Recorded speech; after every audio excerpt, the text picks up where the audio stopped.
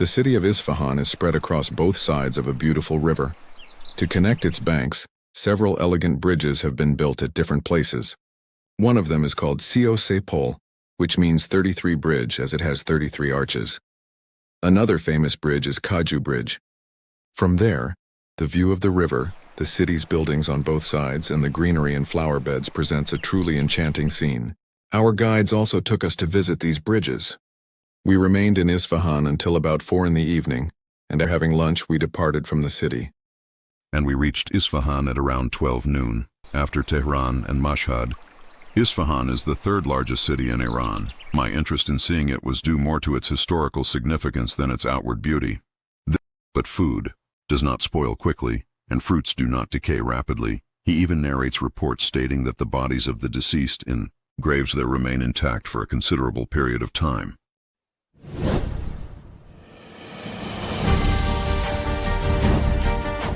You are watching BBG Reads for Audio, real stories and famous books reads. Keep touching with us, subscribe, like, and share.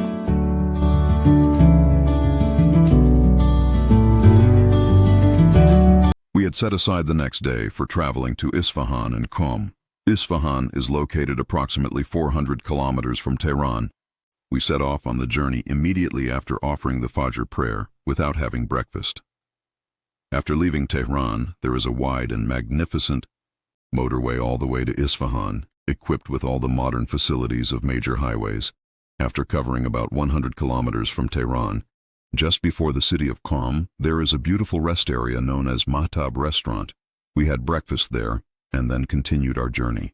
Towards Isfahan, after covering nearly half the distance, we passed through the city of Kashan.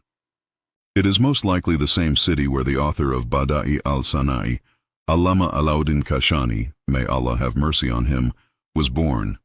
His shrine is in Aleppo, and I have already mentioned it in my second travelogue of Syria. Long road journeys usually tire me greatly, so I generally avoid them. However, my desire to see Isfahan prevailed.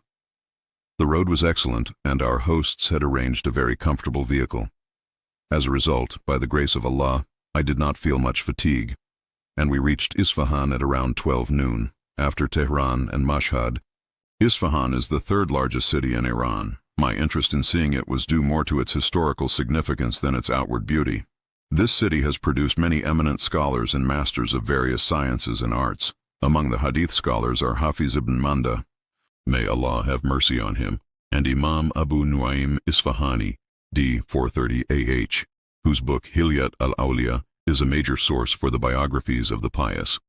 Predecessors among the Quranic exegetes is Imam Raghib Isfahani, d. 502 AH, whose book Mufradat al-Quran holds authoritative status in the vocabulary of the Quran. Among literary figures is Abu al-Faraj Isfahani, d. 368 AH, whose book Al-Aghani is an encyclopedia of Arabic literature. The founder of the Zahiri school of jurisprudence was Imam Dawud al-Zahiri, d. 270 AH, who laid the foundation of an independent school of legal thought. In theology and creed, there is Allama Abu Bakr ibn Fawrak, d. 406 AH, whose book Mushkil al-Hadith is considered a primary reference. So many scholars and literary figures were born in the city of Isfahan that Allama Yaqut al-Hamawi, may Allah have mercy on him, wrote, "From Isfahan emerged such a number of scholars and imams in every field as did not emerge from any other city, especially in terms of the elevated chains of transmission, for the people of Isfahan live long lives, and along with that, they have a strong dedication to the study and transmission of Hadith." Isfahan has also long been famous for its pure water and pleasant climate. Allama al-Hamawi wrote that not only are insects rarely found there, but food does not spoil quickly, and fruits do not decay rapidly. He even narrates reports stating that the bodies of the deceased in graves there remain intact for a considerable period of time. This city was conquered during the caliphate of Hazrat Farooq-e-Azam Umar ibn al-Khattab, may Allah be pleased with him, in 19 AH. At that time it was ruled by a king named Khazostan. Hazrat Abdullah bin Utban, may Allah be pleased with him, laid siege to the city. When the two armies came face to face, Khazostan sent a message to Hazrat Abdullah bin Utban stating that fighting between the two armies would only result in bloodshed and bring no benefit. Therefore, he proposed that the two of them should fight each other in single combat. If he killed Hazrat Abdullah bin Utban, the Muslim army would withdraw, and if Hazrat Abdullah bin Utban killed him, his companions would agree to make peace with the Muslims. Hazrat Abdullah bin Utban accepted this proposal. When the duel began, Hazrat Abdullah bin Utban first offered Kazakhstan the chance to attack. Kazakhstan attacked, and as a result, the saddle and straps of Hazrat Abdullah bin Utban's horse were cut, but he remained firm, unharmed, and steadfast in his position. Then Hazrat Abdullah bin Utban said, "Now I will attack. Be prepared."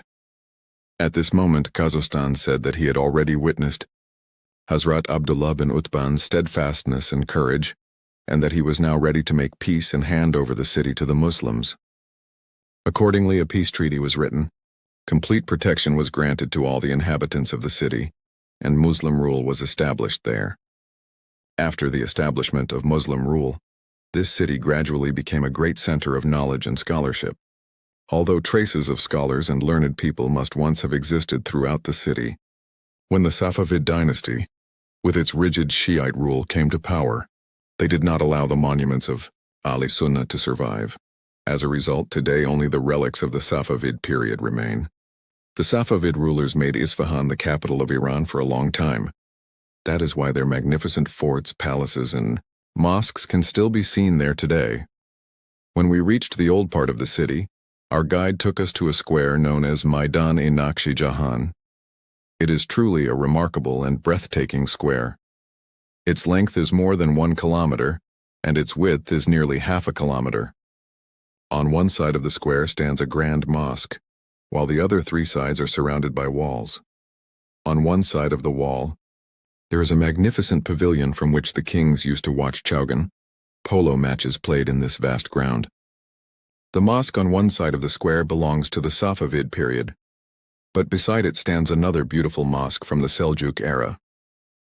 On the walls of this mosque, the blessed names of the 3 caliphs, Hazrat Abu Bakr Siddiq, Hazrat Umar Farooq, and Hazrat Uthman Ghani, may Allah be pleased with them, are written with great elegance.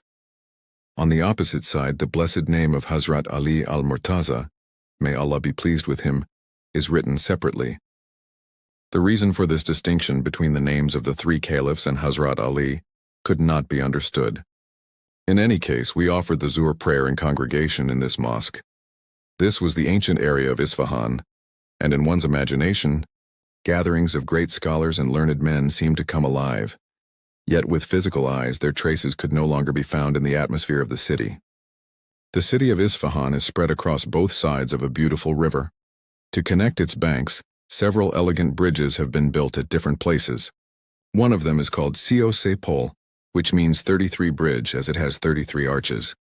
Another famous bridge is Khaju Bridge. From there, the view of the river, the city's buildings on both sides, and the greenery and flower beds presents a truly enchanting scene. Our guides also took us to visit these bridges. We remained in Isfahan until about 4 in the evening, and after having lunch we departed from the city.